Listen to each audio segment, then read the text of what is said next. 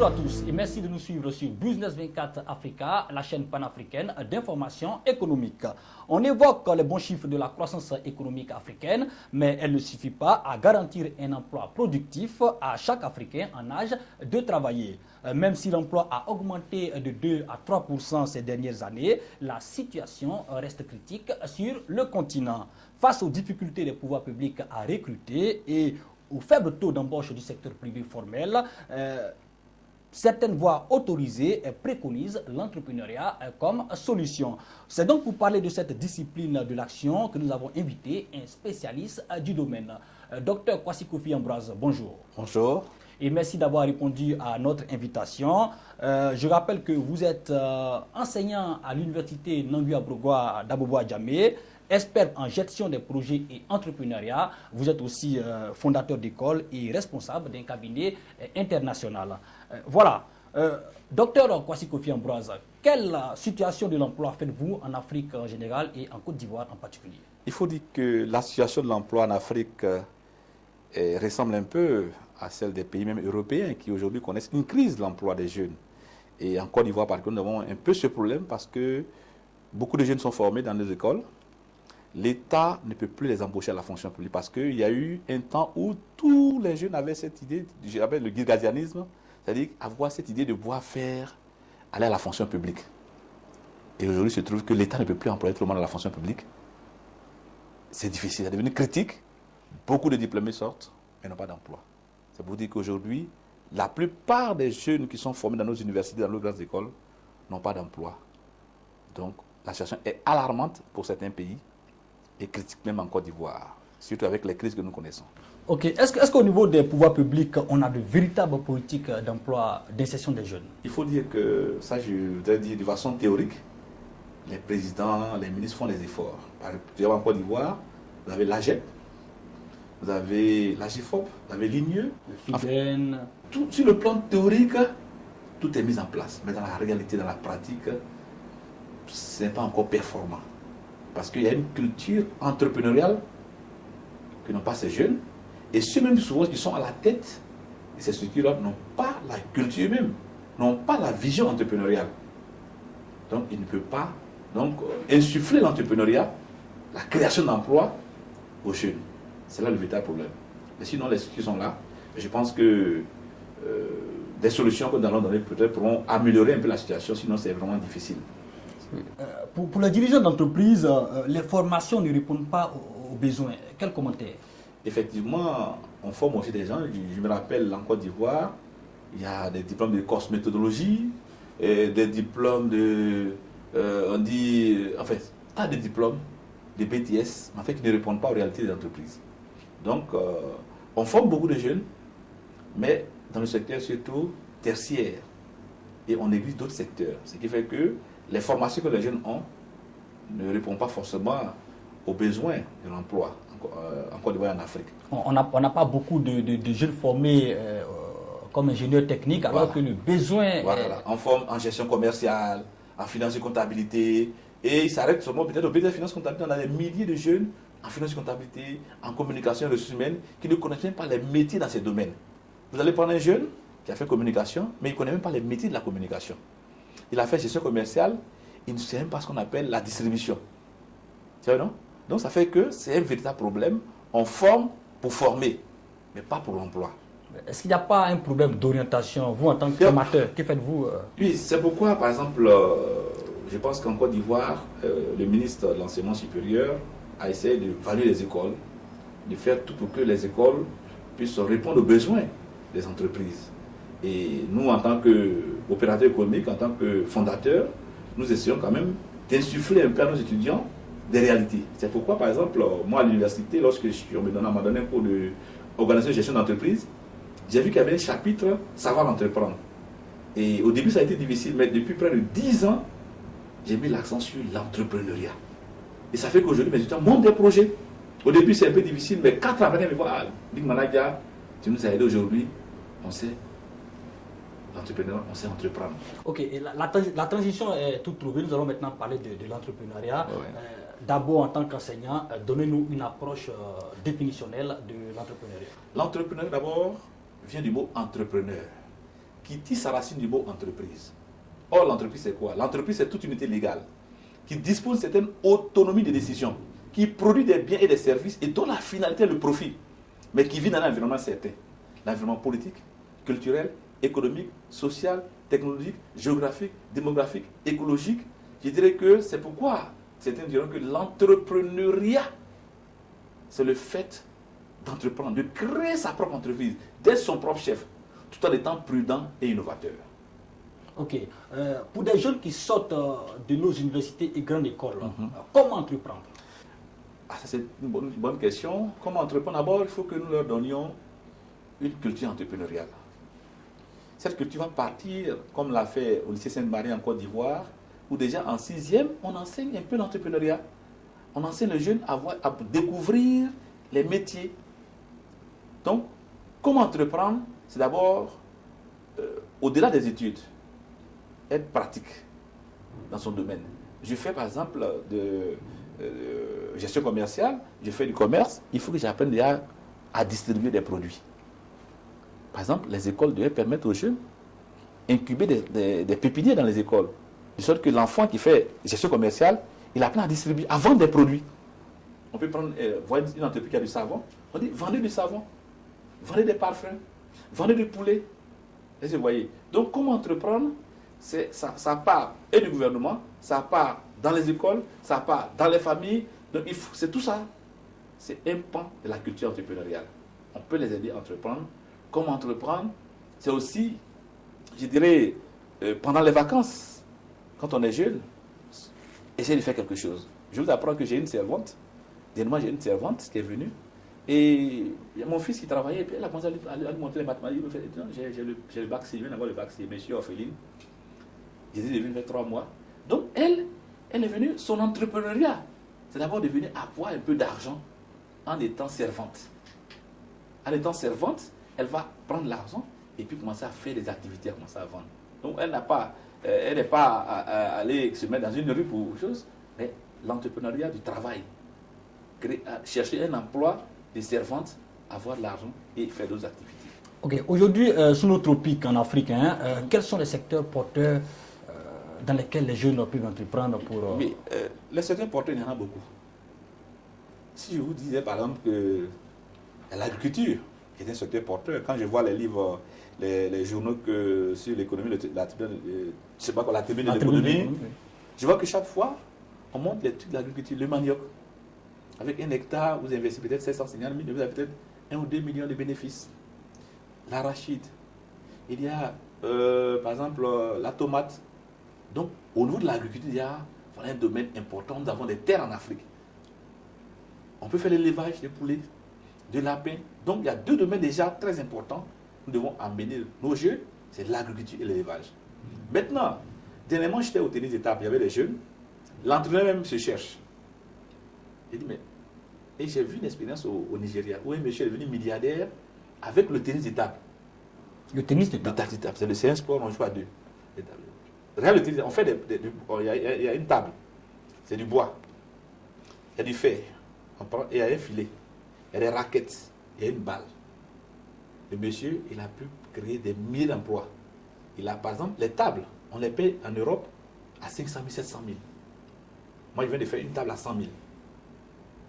Mais cette table qui le fait, c'est un menuisier. Donc, on peut former un jeune à faire cette table-là. C'est bon, non? Donc, déjà, on crée de l'emploi. On crée une menuiserie pour faire des tables. En même temps, on fait les raquettes. Le caoutchouc, là. Les raquettes, moi, je viens de payer une raquette à 65 000. Mais le caoutchouc vient d'où? De l'Afrique. Le bois vient de l'Afrique. Et il y a des gens qui peuvent le faire en Côte d'Ivoire. M. Nangui peut le faire, un monsieur que je connais. Donc, pourquoi ne pas créer de l'emploi avec ça? Les balles, le monsieur au début, il a fait les balles. On dit, oh, c'est les balles du Nigeria. Mais aujourd'hui, ces balles sont devenues performantes. Donc, déjà, il a créé des dizaines de milliers d'emplois. Et non seulement cela, il a fait commercialiser les tables. C'est-à-dire, quand vous jouez 50 francs, lui, il a 50 francs. Et une table, il rapporte au minimum 50 à 100 000 francs par jour. Quand il y a 1000 tables, il y a 50 millions. Donc, l'emploi, pour moi, il y a de l'emploi en Côte d'Ivoire. Il y a beaucoup de choses à faire en Afrique. Ok, mais comment avoir les ressources financières et matérielles quand on sait que les banques sont réticentes à l'idée de financer les jeunes entrepreneurs? Un jour, il y a un jeune qui est venu me voir Il dit, monsieur, j'ai une idée. J'ai un projet de créer une école. Ça fait 300 millions. Il dit université. Il dit, mais est-ce que tu sais ce qu'on appelle une université? Tu sais ce qu'on appelle un président d'université, un chercheur, un professeur d'université, un agrégé, tu connais ça? Il dit non. Il faut aller chercher à faire une école primaire d'abord. Est-ce que vous voyez? Donc, les gens, ils ont de grandes idées. Si c'est les idées, tout le monde peut avoir. D'avoir des milliards. En parallèle, il y a un monsieur, un Aoussa du Niger, qui était en Côte d'Ivoire. Et la police économique veut le saisir parce que ce monsieur, chaque jour, il fait rentrer 501 millions. Et la police économique vient dire, ah monsieur, chaque jour, la banque il envoie 500 000 à 1 million. Comment il fait? Non, il a dit, allons, je vais vous montrer où je vole mon argent. Il s'en va. Il a près de 50 coins de vulgarisateurs. On fait les pneus et tout ça. Il a des kiosques. Chaque kiosque donne 2 à 3 000 francs. Il a des pouces-pouces. Il a commencé à faire 1, 2, 3, 4, 5. Ça fait que tous ces kiosques, c'est des trucs qui ne répondent à rien. Il a au moins 501 millions par jour. C'est pour dire aux jeunes qu'il y a du travail en Afrique, en Côte d'Ivoire. Je reviens à la question. Donc, pour dire que le financement, vous me dites, le financement, dire que les gens, ils ont des grandes idées. Mais tout à l'heure, je vous ai parlé de la jeune fille. Supposons qu'elle veut avoir 100 000 francs. Donc, pendant les vacances, elle vient être servante. Donc, on ne cherche pas à aller voir les banques au départ. Même quand on va te le voir, qu'est-ce que tu apportes? Quel est ton pourcentage que tu apportes? Il faut avoir des ressources. Donc, voilà. Et les ressources, il faut travailler d'abord. Cette jeune fille était l'exemple, papa, pour moi, elle est chez moi. Si elle gagne 100 000 francs pendant 3 ou 4 mois, elle peut aller entreprendre.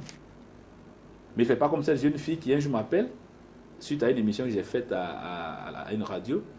Monsieur Manadia, j'ai besoin de 180 millions pour acheter une machine à coudre. J'ai appris la couture. Donc on dit que vous êtes gentil. J'ai dit, il n'y a pas de problème, venez. Et elle vient, oui, vous êtes chrétien, croyant. Il dit oui. Il dit, il n'y a pas de problème. Les 180 millions, j'ai réfléchi aussi. Dieu m'a donné une révélation pour toi. Cette révélation, c'est que tu vas faire un travail où tu vas avoir 15 000 francs par mois. Et sur 12 mois, tu as les 180 000 francs. Il dit, quel travail? Il dit, non, ce travail-là, c'est pour être servante.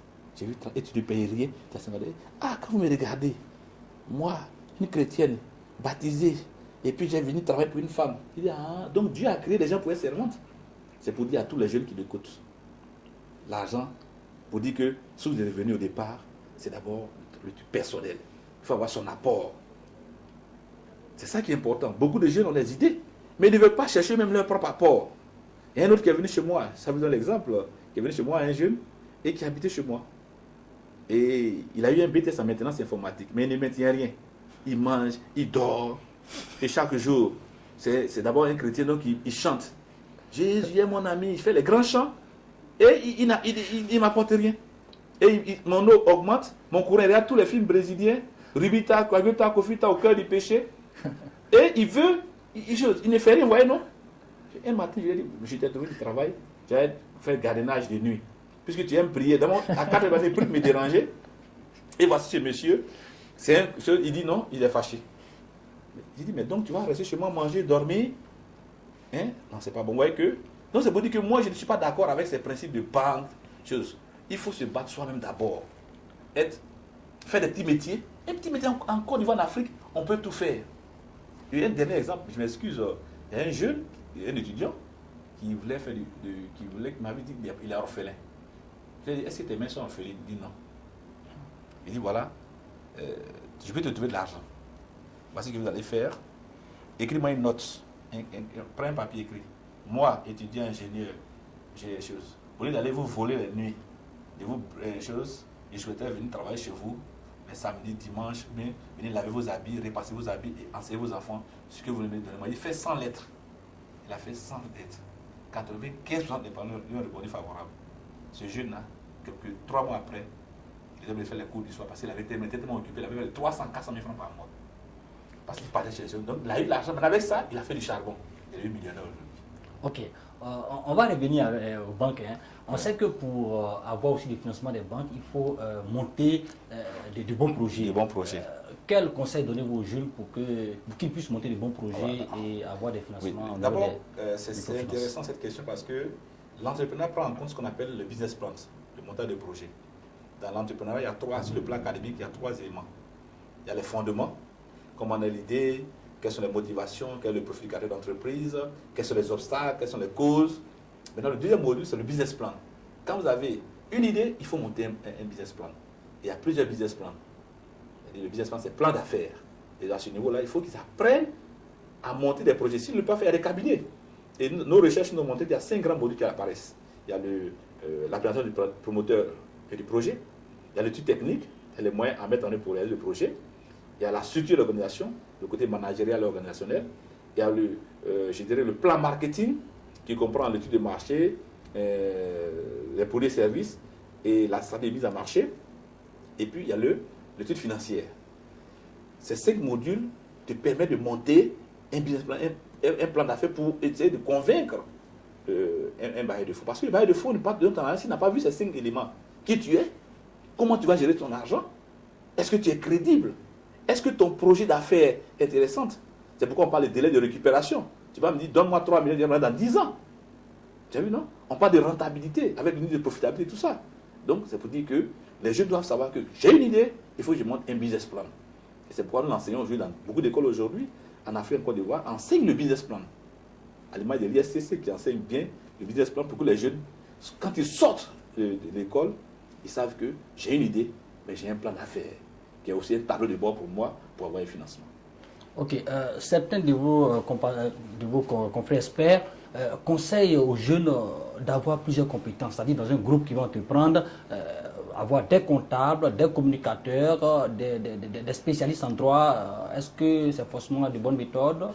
En fait, les grands cabinets, oui, nous autres, on avait la chance de faire un peu de tout, hein, mais en réalité, dans un cabinet, c'est quoi je veux dire, 5 modules. Quand pour le module, par exemple, quand on monte un projet, quand on prend par exemple le module plan marketing, il faut un expert en marketing qui comprend ce qu'on appelle les produits et services, qui sait ce qu'on appelle une étude de marché, qui peut calculer les parts de marché, qui connaît ce qu'on appelle la concurrence, parce qu'il faut dire la concurrence, qui connaît la stratégie, le marketing mix. Donc, il faut un expert en marketing.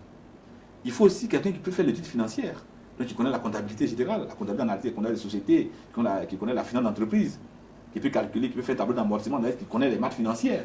Pour ceux qui n'ont pas fait cette formation au niveau des études, ils peuvent le rattraper en formation continue. En formation continue, voilà, ils peuvent le rattraper.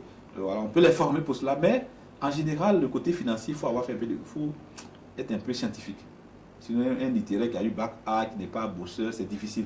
Mais quand tu as fait un bac D, un bac G2, tu peux rapidement maîtriser la comptabilité, qui est un élément important. Parce qu'en fait, le plus important, le plus difficile, c'est la partie financière.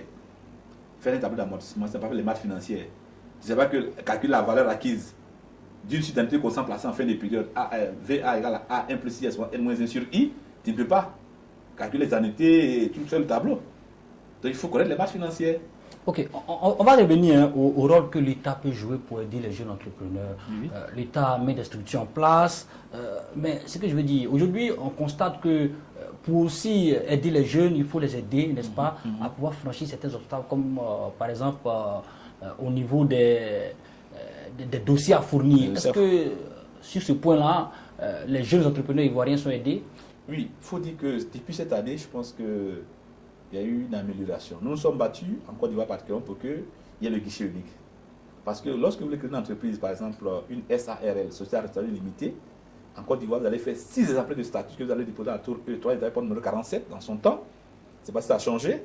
Il faut prendre 3 exemplaires que vous allez au greffe du tribunal à la porte numéro 10. Le parcours est long. Et il faut dépenser au moins 600 000 francs pour faire une SARL. Donc le jeune dit, mais 600 000 francs, je peux créer, peut-être aller faire un gabadrome, faire autre chose. Donc ça ne favorisait pas l'entrepreneuriat. Donc les gens étaient obligés d'être dans l'informel. Mais aujourd'hui, avec le guichet unique, je pense que c'est un grand pas, une victoire pour les jeunes qui doivent maintenant être dans le truc réel et entreprendre facilement. Donc aujourd'hui, on peut dire que l'État de Côte d'Ivoire a facilité les choses avec le guichet unique. Mais c'est pas encore, c'est un peu le coût un peu élevé. Je pense que en France, c'est rien. C'est 1 ou 2 euros là où vous en sortez, mais ici quand même, il faut qu'on revoie un peu le prix. C'est-à-dire le guichet unique, bon, même si c'est accrédité, on doit le faire. C'est-à-dire que le guichet unique, un jeune qui a peut-être 30 000 francs, 40 000 francs, 50 000 francs, on doit peut-être faire son entreprise et il est immatriculé, et il peut payer ça dans le long terme. Même si c'est 200 000, mais avoir 100 000 francs. 200 000, ce n'est pas évident. Donc, il y a un effort qui a été fait. Il faut que ça soit subventionné par l'État ivoirien. Ok. Que préconisez-vous aujourd'hui aux jeunes qui malgré les obstacles pour entreprendre, ont encore cette fibre-là et qui aujourd'hui n'ont pas les moyens? Oui, d'abord, moi je dis les moyens, on se les donne. Nous sommes tous enfants de pauvres. Moi, mon père était planton avec 7 000 francs par mois, mais il a pu construire une maison. Il m'a dit, mon fils, j'avais 7 000 francs, j'épargnais 3 000 francs. Donc moi, quand on dit qu'on n'a pas de moyens, en Côte d'Ivoire, en Afrique, c'est difficile. C'est ridicule. C'est-à-dire que je vous ai parlé l'exemple de servantes, de boy, de gardiennage. Beaucoup de jeunes refusent de faire ces métiers. Je suis parti dans une église et j'ai dit aux jeunes qu'il y a un monsieur qui est venu qui vend des lignames sur la tête. Il a 7 000 francs par jour. Et il dit, monsieur, toi tu es musclé, tu es formé. Et il dit, monsieur, si je prends une ligname sur ma tête, je ne vais pas avoir femme dans l'église. Il dit, ah, donc toi, à cause des femmes dans l'église, tu ne peux pas porter des lignames sur la tête pour avoir de l'argent. Donc, quand vous dites qu'il n'y a pas de moyens, les moyens, on se le donne. Il y a un temps, c'est la loi de l'Ecclésiaste. Il y a un temps pour s'humilier, il y a un temps pour faire des petites choses. Puis, oh, l'Africain et l'Ivoirien en particulier, nous avons de grandes idées. Et donc, les jeunes, ils ne veulent pas faire le minimum. Ils veulent qu'on leur donne. Et non seulement ça, ils ne sont pas bien formés. Quelqu'un qui dit qu'il a fait communication, qu'est-ce que la communication? Il va se gratter la tête. Donc, il se débrouille pour avoir les examens. Donc, il y a un manque de formation véritable. Par quelqu'un qui a fait l'informatique, qui ne sait même pas utiliser l'ordinateur. Pourtant, il a un BTS en informatique. C'est grave. Tu as fait du marketing. Ça veut dire que tu as fait stratégie marketing, tu as fait plan d'action commerciale, tu as fait TCI. Tu n'es pas capable de monter une affaire. C'est grave. Donc, je trouve que c'est vrai, l'État a une responsabilité. Mais nous, les jeunes, avons notre responsabilité. Ok. Et voilà. Ok. Que pensez-vous de ces nouvelles méthodes de soutien à l'entrepreneuriat? Je vais parler des business angels, qui est un procédé où des hommes d'affaires, des personnes de ressources viennent aider ceux qui veulent entreprendre et qui ont déjà aussi un capital. Je pense que c'est une bonne chose du côté anglophone, on le fait souvent. C'est une manière de booster un peu les jeunes entrepreneurs tout en exposant un peu leurs idées d'affaires, leurs projets. Et c'est là important, je pense qu'on peut le faire en Côte d'Ivoire. Et nous l'avons fait déjà à l'université Nambia Brogua, où nos étudiants, par exemple, montent des projets. On dit par exemple élevage de poulets, on dit par exemple création d'un cybercafé. Et on a invité quelques opérateurs économiques qui viennent, qui regardent, ah, ce projet il est bon, moi je le finance. Des fois même dans ces business angles, on peut être partenaire du projet. On essaie d'avoir, on te finance, mais ce n'est pas gratuit. Voilà. Donc c'est une méthode, c'est aussi un élément important et nous voulons encourager, je dirais, les autorités à le faire. À promouvoir cela, ça peut être aidé par un concours sur l'entrepreneuriat en Côte d'Ivoire. Et cela, je pense que nous allons rencontrer le ministre de l'Enseignement supérieur, M. le professeur Seba Congo, qui vraiment est un homme qui aime l'entrepreneuriat et qui aime ces genres de choses. Nous allons le rencontrer, avec votre appui bien sûr, pour qu'il y ait un concours national d'entrepreneuriat au niveau supérieur par exemple. Et les meilleurs projets, par exemple en finance comptabilité, il y a un concours qui est lancé. On prend peut-être les 20 dans différents domaines, on prend les meilleurs. Et puis maintenant, on invite maintenant à une cérémonie tous les opérateurs économiques, même les banques, à soutenir ces projets. Je pense que ça peut créer au moins, s'il y a 1000 projets qui sont financés, ça peut être 10 000 emplois. Parce qu'un projet en Afrique peut nommer près de 10 personnes. Okay. Voilà. Et je pense qu'il y a tellement de choses. Je vous ai dit que j'ai parlé du sport. J'ai parlé aussi de la musique. Tout à l'heure, ce matin, je suis allé rencontrer une responsable au niveau de la musique. La musique, par exemple, on peut fabriquer les instruments de musique. On a le bois en Afrique. On a tout en Afrique. Donc, l'Afrique ne doit pas avoir un mal de création d'emplois. Les opportunités existent. Les opportunités existent. C'est une notion de politique gouvernementale. Et puis aussi, vous savez que les freins à cela, c'est lorsqu'il n'y a pas de réconciliation. Lorsqu'il y a des guerres, lorsqu'il y a des crises, c'est difficile. On ne peut pas aller loin avec ça. Donc, notre solution, c'est que vraiment, il y ait la paix en Afrique. Lorsqu'il y a la paix, il y a le travail en Afrique. Ok, docteur Kwasi Kofi Ambroise, un dernier mot, un appel à lancer au pouvoir public qui finance aussi ces différentes politiques d'entrepreneuriat. Un appel aussi à lancer aux jeunes qui nous regardent et qui veulent aussi faire le pas afin d'atteindre le gratin de la société et devenir des dirigeants d'entreprise. Moi, je m'adresserai d'abord à 3 ministères. Au ministère du Commerce, sorte que les jeunes qui entreprennent, il n'y a pas trop de taxes. Évidemment, des jeunes qui ont fait des boutiques, on s'en rend compte qu'on vient faire des taxes sur le réfrigérateur. Les gars, le ministère de la Santé passent et tout ça, c'est compliqué. Un appel au ministère de l'Enseignement supérieur et de l'Éducation nationale qu'on inculque l'entrepreneuriat comme matière de base. Comme matière de base. C'est-à-dire qu'au lieu de faire des stages après le BTS, pendant l'année scolaire, il y a l'entrepreneuriat au niveau des comptables, l'entrepreneuriat au niveau de la gestion commerciale. Par exemple, il y a une banque aujourd'hui qui, en collaboration avec une structure, sont en train de faire un projet avec, pour que les élèves puissent épargner dans leurs écoles. C'est un projet incubateur. Tu vois, non? Que, au niveau, par exemple, gestion commerciale, comme je l'ai dit, il y a aussi des formations dans ce sens-là. Donc, en fait, pour dire que il faut qu'au niveau des BTS, au niveau des universités LMD, on mette la chose entrepreneuriat et peut-être en master, on met gestion de projet. Je rappelle qu'il y a une différence entre l'entrepreneuriat et la gestion de projet. La gestion de projet prend en compte l'entrepreneuriat. Voilà. Qui prend en compte l'entrepreneuriat. La gestion de projet, c'est encore plus vaste et plus grand, plus dynamique, qui prend en compte d'autres notions que j'appelle les 7 M au niveau de la gestion de projet. Donc, je lance un appel donc au gouvernement ivoirien, au ministère de l'Enseignement supérieur, qu'on inculque l'entrepreneuriat, qu'on enseigne l'entrepreneuriat comme matière fondamentale dans nos écoles. Cela va permettre que les gens fassent des projets, qu'il y ait des concours nationaux où les 5 meilleurs sont financés. D'abord que ça va donner chose. Et qu'on encourage aussi les enseignants, qu'on forme des enseignants, au lieu de former des projets dans certaines matières où on ne voit pas les résultats. Et ça, je le dis, ça fera mal à certaines personnes. Mais je l'ai dit, on dit art plastique, on enseigne art plastique, on enseigne la musique, mais on ne va pas jusqu'au bout. Moi, j'ai fait de la musique, mais je ne sais pas quelle note que j'ai apprise. J'ai oublié, parce qu'on n'est pas allé jusqu'au bout. Donc, il faut qu'on forme maintenant des professeurs qui ont fait, par exemple, Sciences Éco, des professeurs d'économie, là, qu'on spécialise en entrepreneuriat.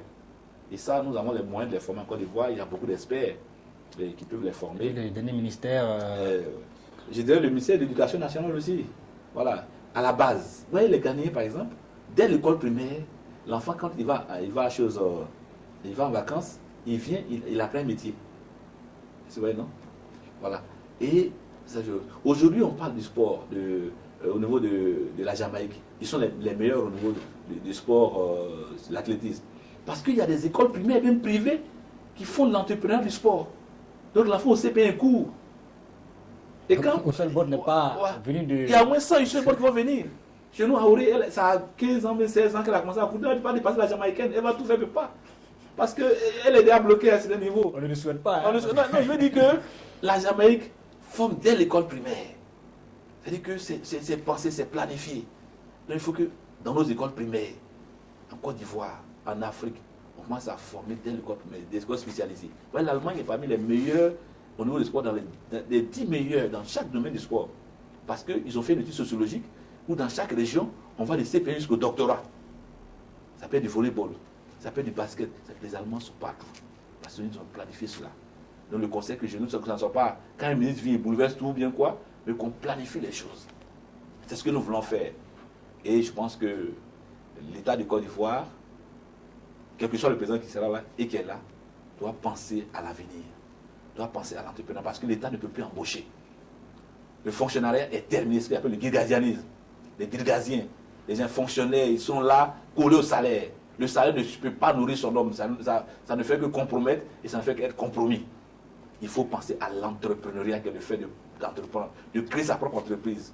Okay. C'est les entrepreneurs qui sont riches. Quand l'entrepreneur est riche, le pays est riche. Ok. Voilà, merci au docteur Kwasi Kofi Ambroise d'avoir répondu à notre invitation. Je rappelle que Dr Kwasi Kofi Ambroise est enseignant à l'université Nangui Abrogoa d'Abouba-Djamé, c'est en Côte d'Ivoire. Il est aussi expert consultant en gestion des projets et entrepreneuriat. Vous êtes aussi le fondateur d'un établissement supérieur et aussi responsable d'un cabinet international. Merci d'avoir répondu à notre invitation. Quant à vous, téléspectateurs, nous vous donnons rendez-vous pour une prochaine émission de l'UCAD. Merci.